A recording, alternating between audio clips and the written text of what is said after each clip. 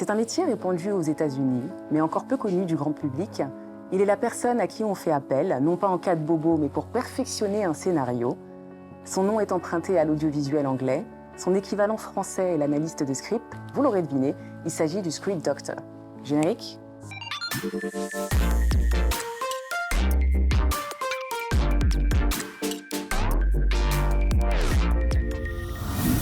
Pour en découvrir davantage sur ce métier, 3 invités nous accompagneront aujourd'hui. Catherine Hart, Fidèle Kofi et Ira Mayamel. Chers invités, bienvenue dans Café Cinéma et merci d'avoir accepté l'invitation. Merci à vous. Comment vous allez? Très bien. Ça va. Super. Alors avant d'aborder plus en détail le métier, j'aimerais que vous partagiez tout d'abord avec nous votre approche, votre vision. Qu'est-ce que représente le cinéma, le 7e art pour vous? Tu veux commencer? Tu veux commencer? Moi, je donne la priorité à Catherine. Allez. Oui, donc, je trouve ça une drôle de question, en fait, parce que les script docteurs, normalement, ne doivent pas avoir une seule vision. En fait, notre boulot, notre métier, c'est d'être un peu une sorte de sage-femme qui aide à accoucher la vision de l'auteur principal. Mais en même temps, je peux dire que j'aime bien le cinéma qui réserve des surprises, mais qui est logique, qui suit le rythme, qui suit une structure, qui fait une belle ensemble. Voilà. Iram. Moi, personnellement, le cinéma, c'était le meilleur moyen pour moi de m'évader de la réalité, mais en même temps de découvrir la réalité. Parce que à travers le cinéma, on découvre tellement de cultures, tellement de choses, tellement... je sais pas, tellement d'expériences, en fait. Et c'est tellement riche. C'est super et c'est très beau. Fidèle. Moi, depuis ma tendre enfance, j'étais à la recherche de moyens d'expression. Je jouais avec tout. Tout ce qu'il y a comme objet, c'était des personnages. Je leur donnais des voix, des rôles. Et tous ces personnages m'ont accompagné par la suite. Et aujourd'hui, après, quand je suis passé romancier, scénariste, j'ai compris que je cherchais en fait un moyen d'expression. Donc le cinéma, pour moi, c'est un moyen d'expression avant tout. D'accord, très bien. Alors entrons désormais au cœur du métier. Iram, tu as 4 casquettes. Tu es scénariste, auteur-réalisateur, metteur en scène et directeur artistique. Tu es une référence dans le milieu. Et tu as remporté plusieurs distinctions, dont le prix CDAO et Félix Houphouët-Boigny au FESPACO 2019 avec le film Résolution. J'étais script docteur sur Résolution.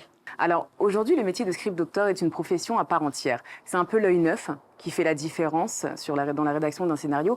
Mais comment est-il né? Et surtout, pourquoi fait-on appel à vous finalement? Qui s'en répond en premier? Catherine, est-ce que tu te sens d'y aller? Je pense que, en fait, je ne sais pas très bien où et quand ça a commencé. Tout ce que je peux vous dire, c'est que on fait appel au script doctor pour 2 raisons principalement. La première raison, c'est que les auteurs sont très, très attachés à leurs œuvres et ils sont très attachés à leurs personnages. Et parfois, ils ont du mal à entendre des critiques ou à voir clair dans leur vision. Ils ont une sensation que ça ne marche pas, mais ils ne savent pas pourquoi. Le script doctor peut intervenir et être objectif et dire oui, c'est une belle scène, mais ça ne marche pas très bien parce que le rythme, ça change, la structure, etc. L'autre raison, c'est parce qu'il y a beaucoup, beaucoup de choix à faire dans un scénario. Dans un scénario de film, on parle de 100 à 120 pages. Il y a tellement de décisions à prendre que parfois, une petite décision qui ne marche pas très bien sur page 65, ça peut bousculer tout le rythme et toute la structure. Mais le script doctor aide un peu comme un nounou à le discipliner, à le dresser, à les aider à devenir autonomes. Donc voilà, je pense que c'est pour ça. D'accord. Iram, Fidèle, il y a l'un de vous qui veut rajouter quelque chose? Pour répondre à cette question, je vais me mettre un peu dans la peau du scénariste. D'accord. En fait, tu commences à écrire depuis 1 mois, 2 mois, 3 mois. Et puis à un moment donné... Des fois 1 an, 2 ans. 1 an, 2 ans. Et à un moment donné, tu sens que ça n'avance plus. Tu ne reconnais plus tes personnages, ils n'ont plus de profondeur. et tu te sens bloqué. C'est en ce moment-là qu'il faut cet autre regard.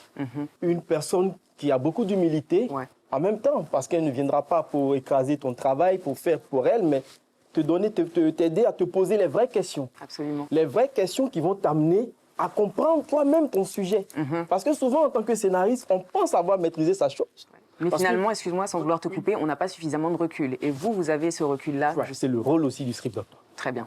Fidèle, toi, tu es scénariste, écrivain, réalisateur, enseignant de théâtre et de cinéma. Tu as aussi une référence puisque tu as été nominé au FESPACO, au Festival de Clermont-Ferrand et même au Festival de Cannes en 2013 dans la catégorie Short Film Corner avec le court-métrage La Radio. Quelles sont les qualités indispensables d'un bon script doctor? Première qualité, Ouais. c'est l'humilité. Pour moi, un bon script doctor, c'est pas celui qui vient pour changer complètement. Même pas avec l'ego. Il vient pas avec l'ego. Il comprend, il essaie de rentrer dans l'esprit du scénariste pour lui permettre de se poser les vraies questions pour avancer dans son travail. Deuxième, c'est aussi la qualité importante d'avoir de la créativité aussi.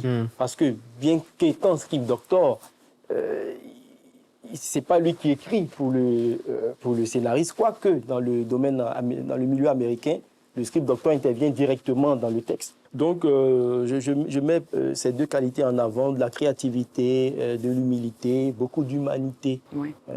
en ce métier. Voilà. D'accord. Surtout qu'il maîtrise le sujet. Ouais. Surtout c'est qu'il sache c'est quoi être un script doctor. Parce qu'il y en a plein aussi, et ça j'en ai eu certaines expériences avec certains qui se proclament être script doctor, mais qui ne sont pas script doctor. Catherine, d'ailleurs, si La maîtrise des gens, elle est très importante. tu nous suis, tu reçois bien, tu es d'accord avec ça? Ma définition, c'est quelqu'un qui peut être très critique et qui peut analyser très clairement tous les éléments d'un scénario, c'est-à-dire personnage, histoire, conflit, action, émotion, thème, motif. Toutes ces parties font partie. Et donc, c'est le scripteur qui doit être au courant de tout ça et pouvoir appliquer cette analyse à un scénario très objectivement. Très bien. Alors, dites-nous en plus sur le processus de création. Par quelle étape passez-vous? Vous créez certainement de manière différente et ça va être intéressant lorsqu'un scénario atterrit entre vos mains. Juste en lisant les premières pages, je sais les 2 premières pages. Allez. Je lis les 2 premières pages et je me dis, ok, est-ce que ça vaut le coup ou pas? Mais c'est franc. Parce qu'il y a un problème de structure, il y a un problème de je ne sais quoi, il y a tellement de différentes problématiques en fait dans l'histoire. Le dialogue, j'ai l'impression que c'est la même personne qui parle tout le temps. Écrire un scénario, c'est jouer à Dieu. C'est vrai. On crée un monde. Et donc, il faut maîtriser tous les aspects de ce monde.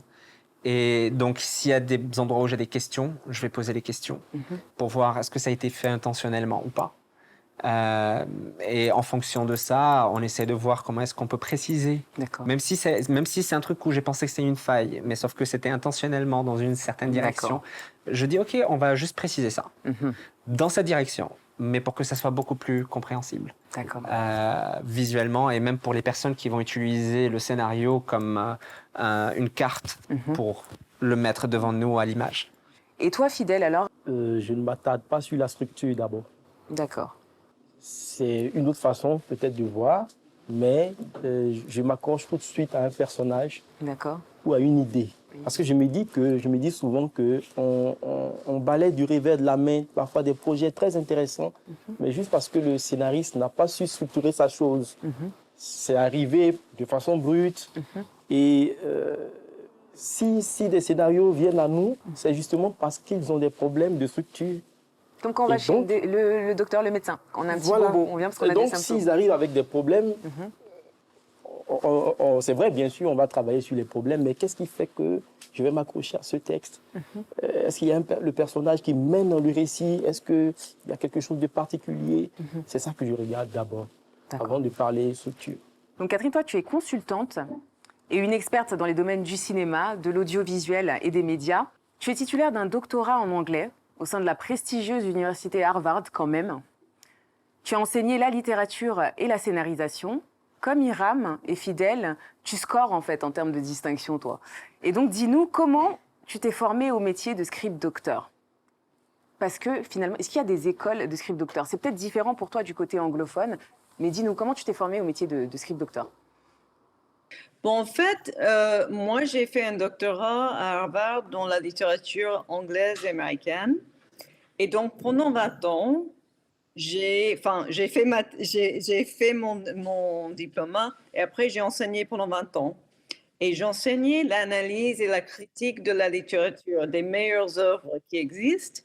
Et tout ça, ça m'a donné un vocabulaire et une facilité avec la structure, avec les concepts des bons personnages, du bel langage, de belles descriptions, comment il faut faire du conflit dans une scène. Et même les principes, comme l'idée qu'un héros ou une héroïne doit confronter un antagoniste ou un obstacle aussi fort pour pouvoir montrer ses forces à elle ou à lui. Tous ces principes-là m'ont fait que pour moi, c'est très, très organique. Je vois ça tout de suite, ça fait longtemps et j'ai un vocabulaire adéquat en anglais pour pouvoir exprimer tout ça aux auteurs et pour voir tout de suite ce qui marche et ce qui ne marche pas. Ouais. Moi, j'ai fait une formation d'acteur et britannique. Et du coup, on travaillait énormément Shakespeare. Et Shakespeare, il n'y avait pas dans ses pièces, il n'y a pas intérieur, jour, nuit. Non, c'est dans le dialogue qu'on comprend tout. Et donc, il a fallu apprendre à disséquer Shakespeare, déjà en tant qu'acteur, pour savoir interpréter ses personnages. Et ensuite de ça, j'étais en train d'être formé en tant que scénariste sur le côté. D'accord. Et comme exercice, on avait, c'était de critiquer les scénarios des partenaires de classe. D'accord. Donc j'analysais de manière naïve, en fait, les scénarios de mes collègues. Et au fur et à mesure, j'ai travaillé avec ma prof, qui était elle script doctor. D'accord. Et en travaillant avec elle, des fois, par exemple, j'étais devenu son assistant. Donc, quand elle avait plusieurs choses à voir, donc on lisait ensemble, OK, elle me dit, fais-moi un petit topo sur qu'est-ce qui va pas, qu'est-ce qui manque, etc. Donc, je lui faisais ça. C'était mes exercices. Et c'est comme ça que... Donc, j'ai été formé, mais sans être formé de manière classique. C'est ça. Mais avec une mentor? Avec une mentor. Avec ta mentor, oui. Ouais, qui est devenue ma meilleure amie en ce moment. Un très beau parcours. Et toi, Fidèle, comment t'es arrivé à la profession? Comment tu t'es formé? Pas du roman, je sors mon premier roman, je suis au lycée. 2 romans. Ensuite, je rentre à l'école de théâtre. Donc, je découvre la dramaturgie, l'écriture dramatique. Donc, il y a un chemin du roman au théâtre. Le théâtre, petite passerelle qui amène au scénario. Donc, tout ce chemin-là me permet de rencontrer aussi des gens. Je fais des ateliers, je rencontre Jacques Fieschi, qui est un très grand script doctor français. D'accord. Marc Gautron. Je voyage. Voilà. J'ai la chance de voyager, de faire des ateliers. Et donc, de pouvoir me frotter avec à des gens qui ont un certain niveau. C'est ça qui te challenge. Voilà. Et donc, qui m'amène à me travailler moi-même en tant que scénariste d'abord. En tant que scénariste, tu es meilleur script doctor aussi parce que tu te mets à la place Alors, on va fermer le ciné-focus sur le mot de la fin. Qu'est-ce que vous diriez à nos jeunes cinéastes qui ont envie de se lancer aujourd'hui ou quels conseils leur donneriez-vous? Et il y a Stephen King qui dit souvent écrivez, même si vous écrivez de la merde. Et quand vous arrêtez d'écrire, lisez. Et être patient. Ça, c'est pas un job glamour. Ce n'est pas un job à paillettes non plus. On est la majorité du temps seul dans son coin en train d'écrire face à son écran. Ou dans un atelier d'écriture avec d'autres personnes qui font le même job. C'est ça. Donc, on n'a parfois pas de vie de famille, plein de choses en fait qu'on ne peut pas faire simplement parce qu'on est sur une période d'écriture. De vivre ces personnages. Ouais. Et on est obligé de faire ça. Ce que je veux aussi ajouter, si tu viens en premier lieu pour gagner de l'argent, tu vas partir un peu découragé, surtout sous nos tropiques, où c'est très, très difficile de vivre de ce métier.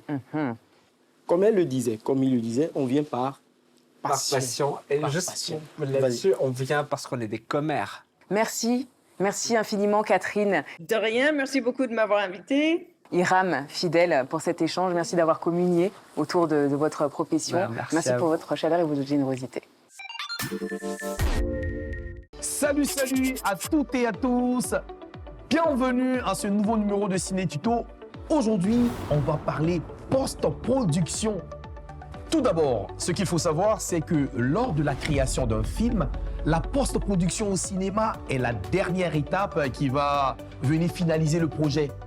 Ainsi donc, cette étape concerne le montage image, l'ajout de bruitage, la post-synchronisation, le doublage, le mixage, et montage son, l'intégration des effets spéciaux, l'étalonnage de l'image.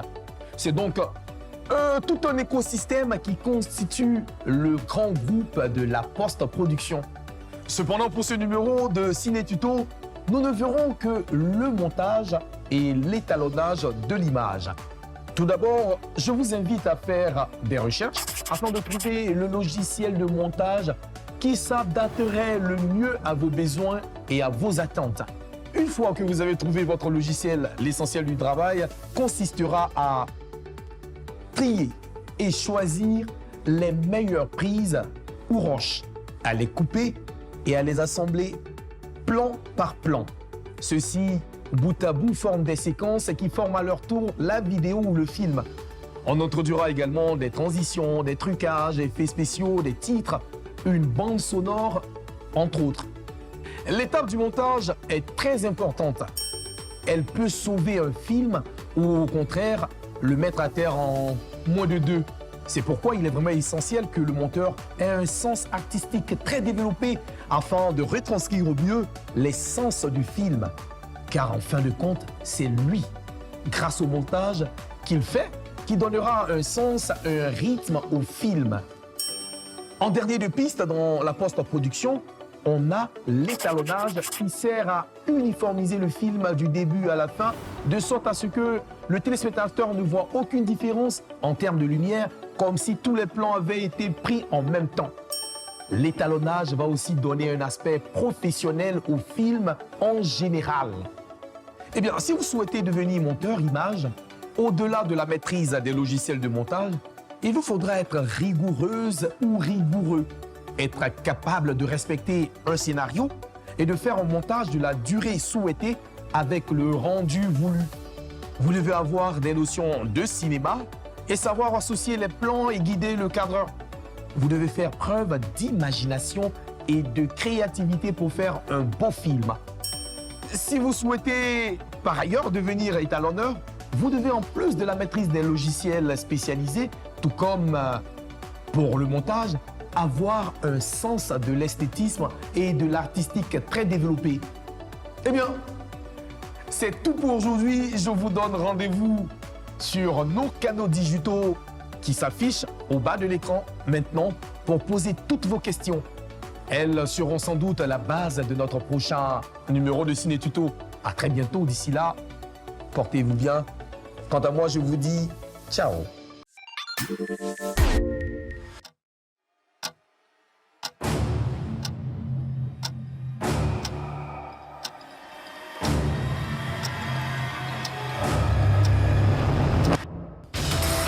Je suis la seule personne au monde qui t'aime tel que tu es.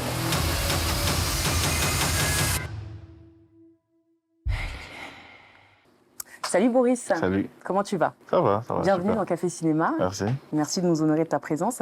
Alors, j'évoquais Résolution à l'instant, un film que tu as réalisé et qui t'a révélé en 2019. C'est d'ailleurs le seul film ivoirien qui a été sélectionné pour le 50e anniversaire du FESPACO. Ouais. Tu as remporté 2 distinctions, le prix Félix Houphouët-Boigny et le prix de l'intégration, pour ne citer que ça. Bravo. Merci. Alors, Résolution retrace l'histoire de Yenan, une femme puissante qui dirige d'une main de fer une usine à cacao, et elle est mariée à Marc Cassis, un procureur. Alors, c'est un ménage aisé et heureux en apparence, sauf qu'en réalité, Yenan est victime de violences conjugales. Quel message, au pluriel, j'ai même envie de dire, tu as souhaité véhiculer à travers ton film, ce film-là? Le message le plus important, enfin, pour nous, c'était le mot d'ordre, en tout cas sur le tournage, c'était qu'une femme soit sauvée.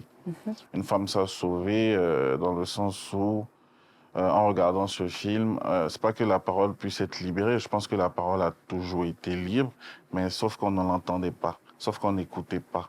Donc, à travers ce film, on voulait que les personnes, enfin tout le monde, puisse non seulement entendre le cri de ces différentes femmes-là, et que ces femmes aussi qui sont soit enfermées dans leur foyer, qui n'ont pas forcément conscience du fait qu'elles sont emprisonnées, puissent aussi libérer leur parole. Donc c'était vraiment ça le but principal. Le message, il est clair. C'était, enfin, il a l'air un peu naïf et basique, mais je pense que vu les victimes que ça entraîne, c'est évident que on doit prendre soin de nos femmes. Une femme, on ne la tape pas. Comme je dis, hein, c'est basique comme message, mais en même temps, plus simple c'est, plus fort c'est. Et la répétition est pédagogique, dit-on. Exactement. J'évoquais Résolution il y a quelques minutes.